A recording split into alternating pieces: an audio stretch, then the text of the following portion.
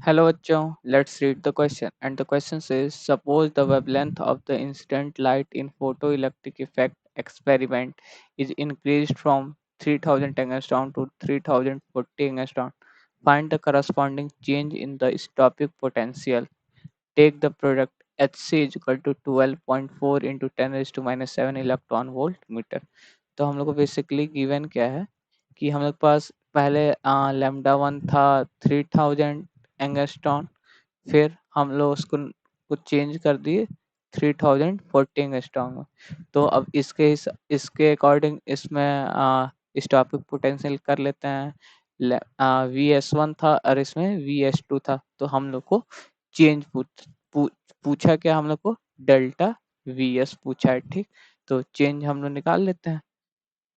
तो अब इस क्वेश्चन को सॉल्व करने के लिए जो की कॉन्सेप्ट यूज होगा, key concept to solve this question are, पहला हम लोग जानते हैं एनर्जी हम लोग जानते हैं एच सी बाई लेमडा हो जाता है. ठीक, दूसरा की कॉन्सेप्ट ये यूज होगा कि हम लोग जानते हैं energy is equal to work plus work function plus kinetic energy max होता है to energy is equal to. ठीक, और इसमें अगर देखें तो हम लोग इसको ये भी लिख सकते हैं, काइनेटिक एनर्जी मैक्सिमम को हम लोग वर्क इलेक्ट्रॉन मतलब कि ई इंटू स्टॉपिंग पोटेंशियल भी लिखते हैं.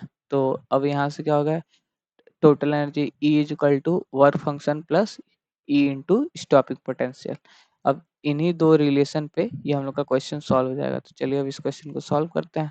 ठीक, तो हम लोग देखें तो हम लोग यहाँ से E1 क्या लिख सकते हैं. E1 हम लोग का हो जाएगा वर्क फंक्शन, मान लेते हैं कुछ था वो work function plus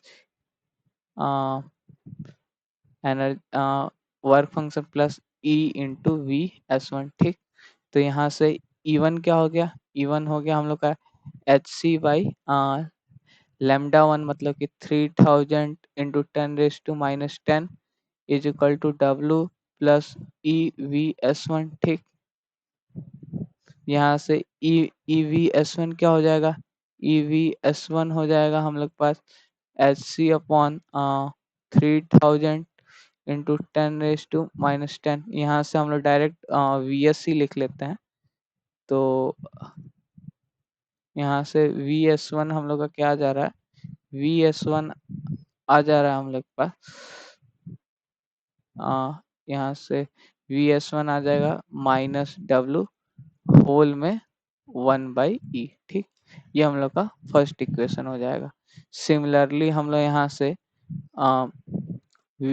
we S two क्या लिख सकते हैं, similarly V S two equal to क्या हो जाएगा एच सी अपॉन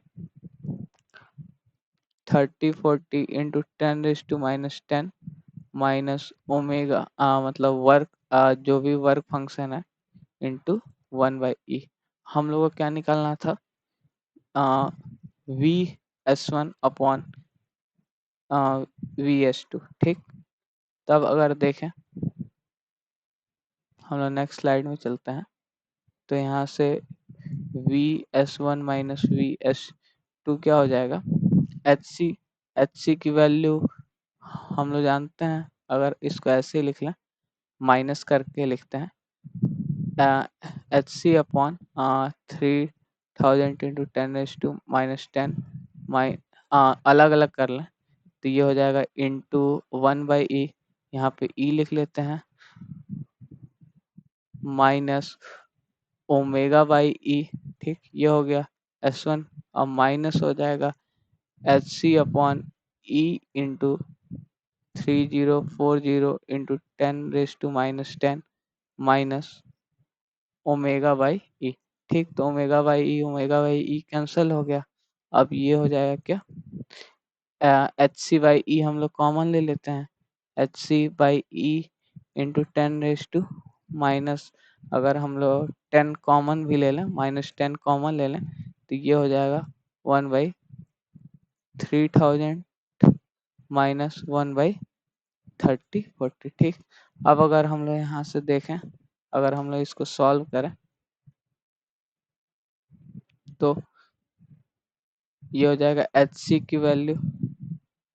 की वैल्यू कितनी थी हम लोग के पास 12.4 into 10 minus 7 electron volt meter upon यह ई इंटू 10 - 10 और ये दोनों मीटर्स में ही है तो ये नीचे आ, मीटर में ही आएगा।